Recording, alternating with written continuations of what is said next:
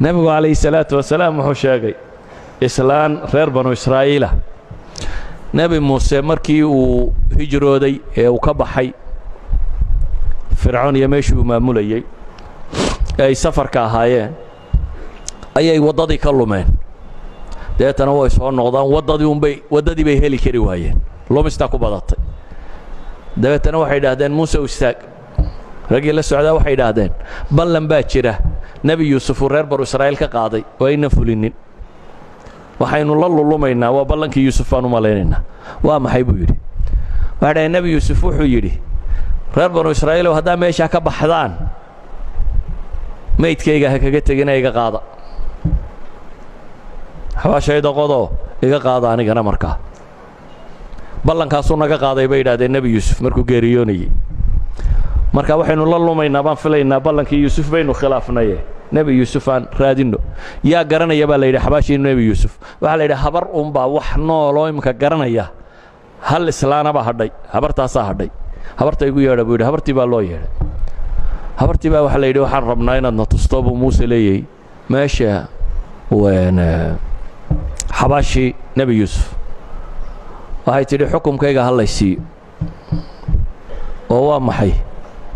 inaan jannada kugu raaco jannada kula gala bay tidhi nebi muusew waa habar janno doonaysaa haddii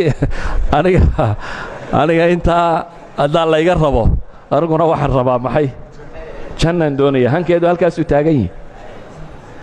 dabeetana xadiidku wuxuu tilmaamayaa muuse arrintu ku yaro weynaatay ilaahay baa u waxyooday muuse waxaa la yidhi xukumkeeda sii islaantaa xukumkeeda sii waad leedahay baa la yidhi ballankaa laguu qaad inaad nebi muuse jannada u raacdid ee tilmaam waxay tidhi nawadiya waxay keentay meel mustanqaca meel biyo fadhiisiyo qurun ah ayay keentay waxay tidhi meesha tan biyaa ka dhura meeshii baa biyaa laga dhuray markii meeshii la engejiyey waxay tidhi halkaa qodo dabeetana meeshii baa la qoday waa laga soo saaray dabeetana safarkii bay bilaabeen taabuutii nebi yuusufna waa qaateen waddadii unbaa ilaahay toobiye uga dhigay markaasiyo reer banu israa'iil sidii bay ku galbadeen oo ilaahay ninkii fircoon ahaa iyo kooxdiisii uu ku dhaafiyey oo uu soo gaadhi waayey nebigu wuxuu leeyahy calayhi salaatu wasalaam ninkii uu yidhi sal ee wuxuu hungurigiisu noqday neef geela iyo 30 adhay ee waxoogaa adhayo uu maalo ayuu wuxuu leeyahay cajastum an takuunuu midla cajuusi bani israa'iil war ma reer banu israa'iil habartoodii miyaa ka liidataan buu nebigu leeyahy calayhi salaatu wasalaam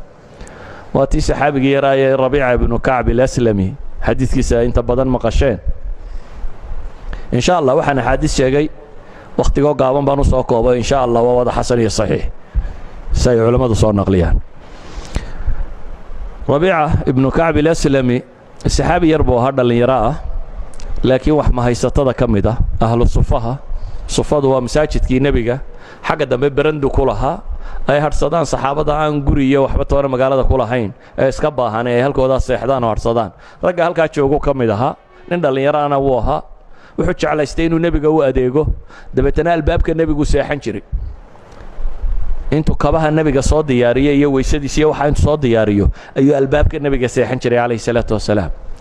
wuxuu leeyahay nebigu inuu gamay waxaan ku garan jiray markaan tasbiixda maqli waayo inta uu nebigu soo jeedo wardigunbaa bixi jiray buu leeyahy subxaanalladiisaan maqli jiray nebigu inuu gamay wuxuunba calaamadii ahaan jirtay buu yidhi marka aan maqli waayo tasbiixda ayaan garan jiray buu yidhi inuu nebigu gamay calayhi salaatu wasalaam markuu nebigu tooso ee is idhaahdo bax oo kaadi iyo xaajo tag ayaan soo boodaayo waxaan la diyaarahay buu yidhi labadii kabood iyo weysadii labada kabood baan u dhigaa weysadana waa u qaadaayo waa raacaa nebigu calayhi salaatu wasalaam wuxuu arkay wiilkan yar ee dadaalaya dabeetana waxaanu nebigu ciddii wax u samaysaa waa u abaalgudi jiray abaallaawe mar raba ma ahayn maalintii dambuu nebigu u yeedhay wiilkiiyo wuxuu ku yidhi sal waar bal waxi weyddiiso maxaad doonaysaa buu ku yidhi maxaan kuu qabtaa waatano aniga waad i caawisaye adna waxaan kuu qabto sheego riwaayadka qaarkood waxay yidhahdeen wuxuu yidhi ilaahay rasuulkiisiiyow aan soo fakero soo tashado wuu tashado wuxuu isiri war nebi maxamed maxaad weyddiisataa dabeetana wuxuu yidhi war adduunyo haddaad weyddiisato soo barri dhiman maysa adduun muxuu tarayaa waa nin baahanoo masaajidka xaggiisa dambe hurdaa waxba haysanin kaan waxba haysanin ayaa haddana adduun agtiisa wax yar ka yahay wuxuu leeyahay war haddaad waxoogaa xoole adduun nebi maxamed weydiisato adduun muxuu yahay soo berri laga tegi maayo wuu soo noqday wuxuu yidhi waan tashaday ilaahay rasuulkiisiiyo haye maxaad rabtaa wuxuu yidhi waxaan rabaa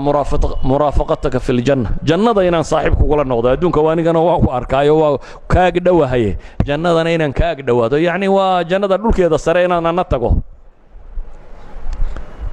riwaayaadka qaarkood nebigu wuxuu yidhi war yaa kugula soo teliyey tala nin yar ka weyn dee tani tala nin yar ka weyn yaa kula soo teliyey buu ku yidhi wuxuu yidhi cidna adduunkaan arko dee adduunku markaan arkay inaanu wax nafla ahayn ayaan sidhi buhi nebi maxamed ha ka hadhin ee aakhiro jannada xagguu tago in alla ku geeyo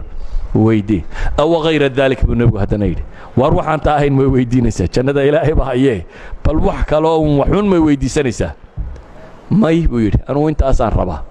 nebigu calayhi salaatu wasalaam markaasi wuxuu ku yidhi haddaba acinnii calaa karati sujuud bal haddaba adna igula dadaal oo igu gargaar sujuud badni salaadda inaad badiso adna bal dadaal annaan ilaahay kuu baryo subxaana wa tacaala yacni hamigiisu halkaasuu joogaa idan asxaab alhami alcaali gaal iyo muslimkuu yahayba qofku hadduu hami sare leeyahy waxbuu xaqiijin karaa laakiin waxaa la xaqiijinaya waxay ku kala gedisan yihiin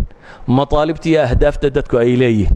midna hadaf iyo maطlab dunawiya buu leeyahay midna kuwa kaluu leeyahay